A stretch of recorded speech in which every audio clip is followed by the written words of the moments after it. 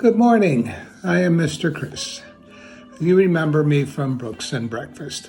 I miss all of you so much. I can't wait until Books and Breakfast come together again and we can have fun playing Jenga, doing some homework, doing some science projects, all the things we did together. And also hi to Miss Tasha and Miss Jackie as well. I'm going to read you several stories from a book that was one of the very favorites of my sons Joel and Patrick when they were little. It's called Frog and Toad All Year. The green guy, that's Mr. Frog, and the brown guy is Mr. Toad. They have lots of adventures together, and I'll read you some of them. The first adventure is called Down the Hill. Down the hill, Frog knocked at Toad's door. "Toad, wake up," he cried. "Come out and see how wonderful the winter is." There you can see Mr. Frog knocking on the door. "I will not," said Toad. "I'm in my warm bed." "Winter is beautiful," said Frog. "Come out and have fun." "Blah," said Toad. "I do not have any winter clothes." Frog came into the house. "I have brought you some things to wear," he said. Frog pushed the coat down over the top of Toad. Frog pulled snow pants up over the bottom of Toad. He put a hat and scarf on Toad's head. There they are, he's getting dressed, Mr. Toad. "Help!" cried Toad. "My best friend is trying to kill me." "I'm only getting you ready for winter," said Frog. "I bet your mom or dad dress you up and make sure you're nice and warm when you're going out in winter as well." Frog and Toad went outside. They tramped through the snow. "We will ride down this big hill on my sled," said Frog. "Not me," said Toad. "Do not be afraid," said Frog. "I will be with you on the sled. It will be a fine, fast ride." "Toad, you sit up in front. I will sit right behind you." There they are, heading down the hill on the snow. The sled began to move down the hill. "Here we go," said Frog. There was a bump. Frog fell off the sled. Toad rushed past trees and rocks. Frog, "I am glad that you are here," said Toad. "But look, Froggy fell off." Toad leaped over a snowbank. "I could not steer the sled without you, Frog," he said. "You are right, winter is fun." I'll bet you guys are wishing that there was a little snow now that you could go out and with your sled and just to get out of the house a little bit. A crow flew nearby. "Hello, Crow," shouted Toad. "Look at Frog and me. We can ride a sled better than anybody in the world." "But Toad," said the crow, "you are alone on the sled." Toad looked around. He saw that Frog was not there. "I am all alone," screamed Toad. Bang, the sled hit a tree. Thud, the sled hit a rock. Plop, the sled dived into the snow.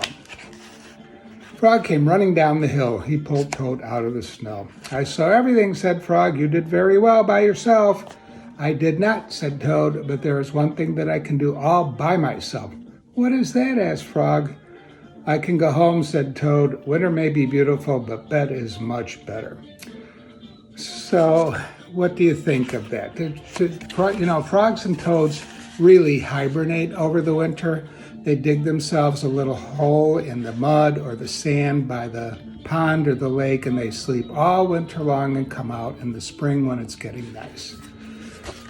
The next story is called The Corner. Frog and Toad were caught in the rain. They ran to Frog's house. "I am all wet," said Toad. "The day is spoiled." "Have some tea and cake," said Frog. "The rain will stop. If you stand near the stove, your clothes will soon be dry." "I will tell you a story while we are waiting," said Frog. "Oh, good," said Toad. There they are. "When I was small, not much bigger than a pollywog," said Frog. A pollywog is really kind of a baby frog, what they are when they're in the pond and before they grow into a frog. "When I was small, not much bigger than a pollywog," said Frog, "my father said to me, 'Son, this is a cold gray day, but spring is just around the corner.'" There's little Frog with his dad.